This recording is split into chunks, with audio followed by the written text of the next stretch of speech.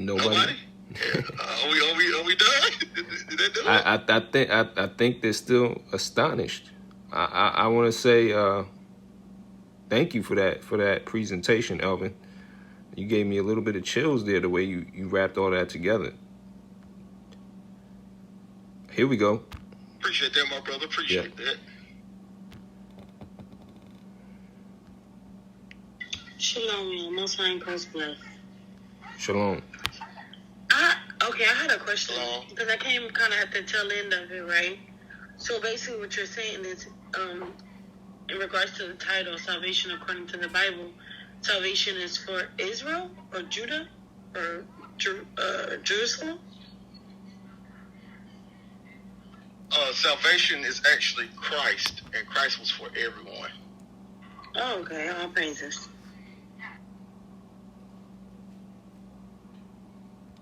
All praise to the Most High. Anyone else have a question or a comment?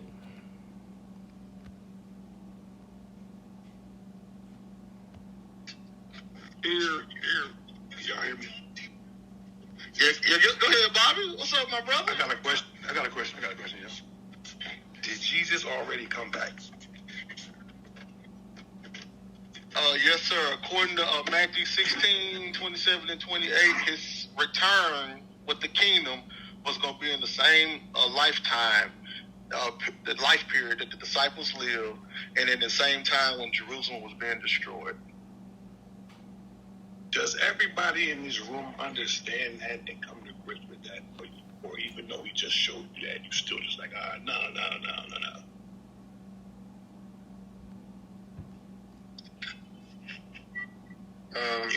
You still full of doubt, like, no, it can't be, even though he just showed me that, don't say nothing.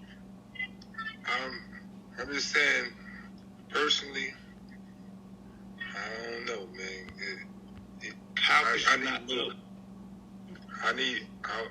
You need more proof. I need more proof. Hold on. We got some questions up. We got some questions in the audience. Let's bring them up. Yeah, I have another question. Because you went to Isaiah, right? And I was following for a while. And then you said salvation comes through Christ, and it's for everyone, right? But in the verses that you were reading from Isaiah 41 through, really you can use 9, right? That's speaking to, like you said, the cities of Judah, right? Then I would have to question who dwelled in Judah, right, for that salvation. Because it's speaking to a people in a particular land, right? And then if you go you went to Matthew. Well, let me go to it. It was Matthew 16. Give me a second. Yeah, it was Matthew 16 and 26, 16 and 27, right? But if I go to within the same book, right? Christ said he only came for the house of Israel. For the house of Israel, right? And so I just kind of want a clarification on why you believe or why you saw through via the scriptures that it's for everyone. That's all, if you don't mind. I'm going to go to the audience, though. Oh, no. You good. You can stay where you at right there. You good. Brother, can you read Isaiah 49 and 6 again for us? Sure. Just give me one moment.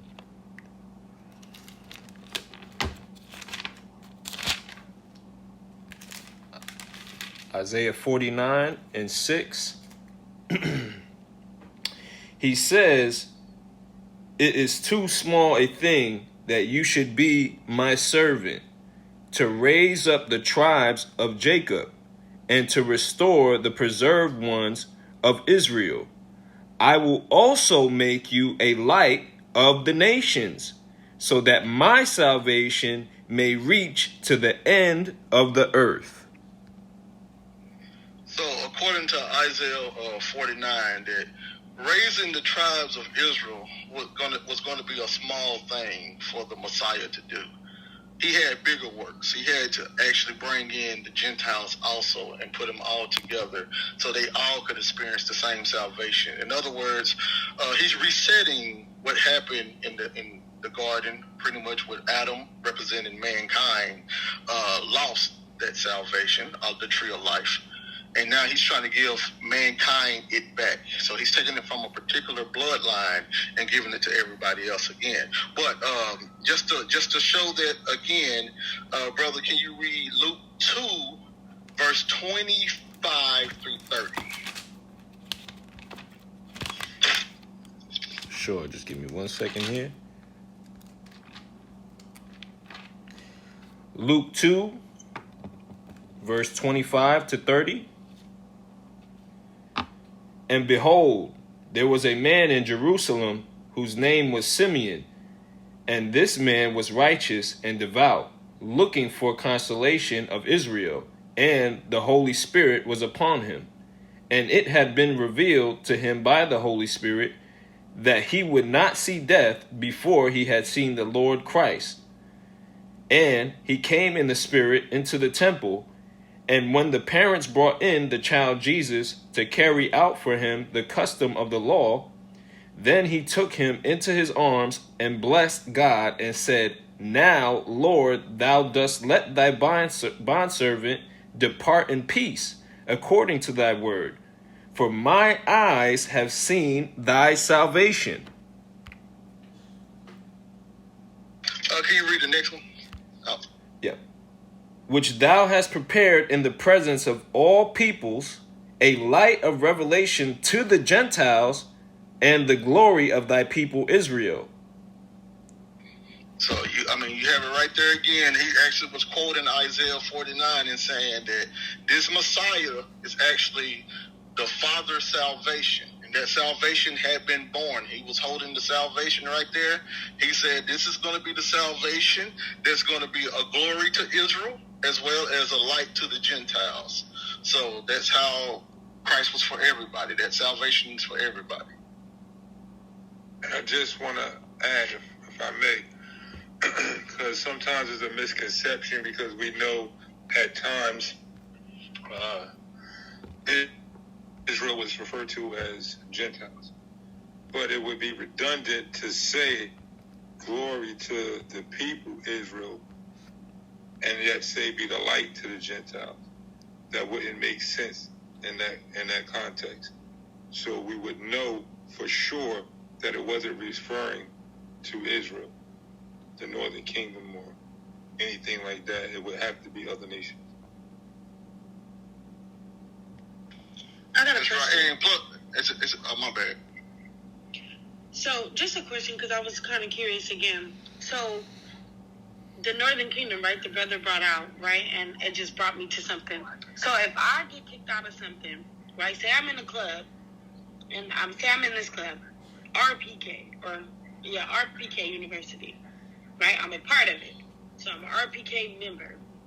If I get kicked out, what do I become?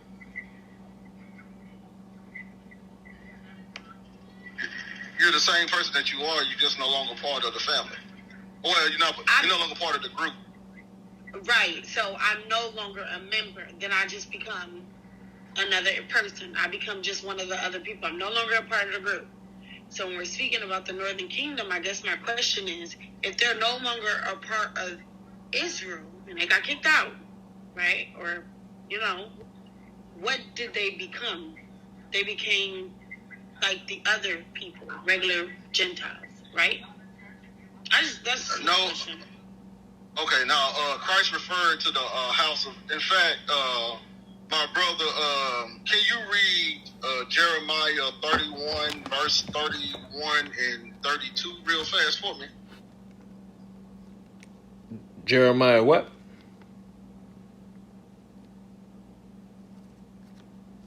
Sorry, 31 through 32. Okay. Give me I 1 got second. it. All right, we got it. Behold, the days come, saith the Lord, that I will make a new covenant with the house of Israel and with the house of Judah. not according to the covenant that I made with their fathers in the day that I took them by the hand to bring them out of the land of Egypt, which my covenant they break, although I was a husband unto them, saith the Lord.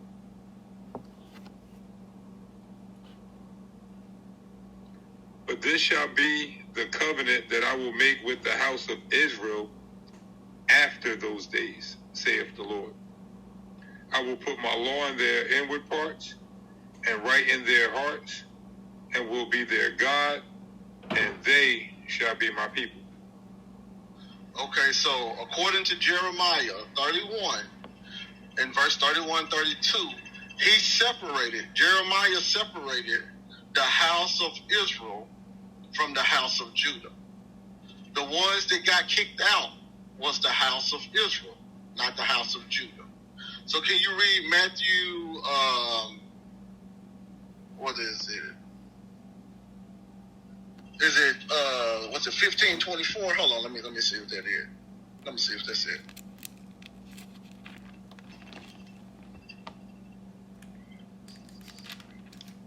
Yeah.